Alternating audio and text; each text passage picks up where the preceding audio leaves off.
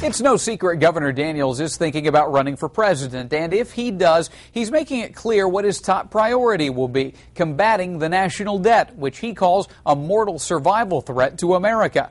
Tonight, the governor talks presidential politics during my year-end interview with him at the State House.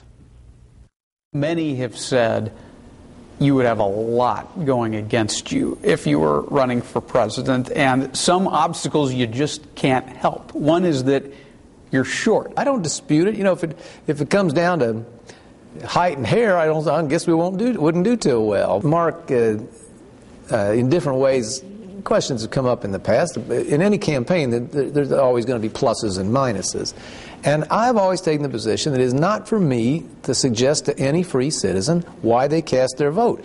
If they pick a reason that you say, well, that doesn't make any sense, it's their vote, it's their right, and I don't ever begrudge them. Do you regret now saying that we should call a truce on social issues in the interest of paying attention to the debt and fiscal matters? I never regret saying what I think. I've tried to make a practice of being straight and level with people, and I accept if people disagree. I think some people misunderstood what I was really saying. What did you mean by a truce? I simply meant that I think the nation faces a genuine emergency in the debt we've piled up.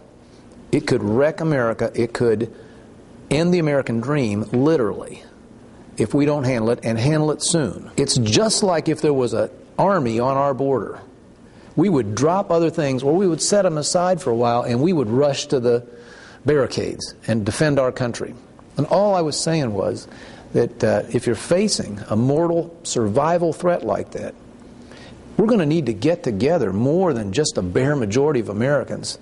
When you're trying to make big change, we talked about it earlier, in a state or a nation, the way to do that is to have an unnaturally large consensus.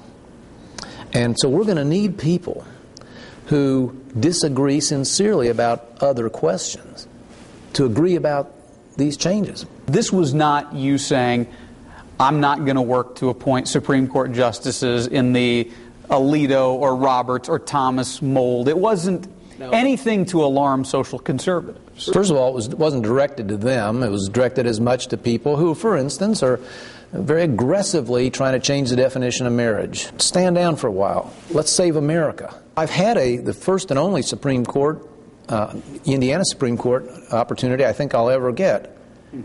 Anybody looking at that choice, a strict constructionist, very much a person who wants to interpret law and not make law, of course. That's my view, and a very deeply held one. Do you think Sarah Palin can win the presidency in the general election? I don't know. And no one knows right now. Does she represent the best and brightest the Republican Party has to offer in 2012? It hasn't been fully tested yet, you know. Give her a chance. Give her a chance. She's been heard from lately on some issues that, for the first time, and I thought she wrote about them and spoke about them pretty well. The governor will make a final decision on whether he's running for president by or before the end of April.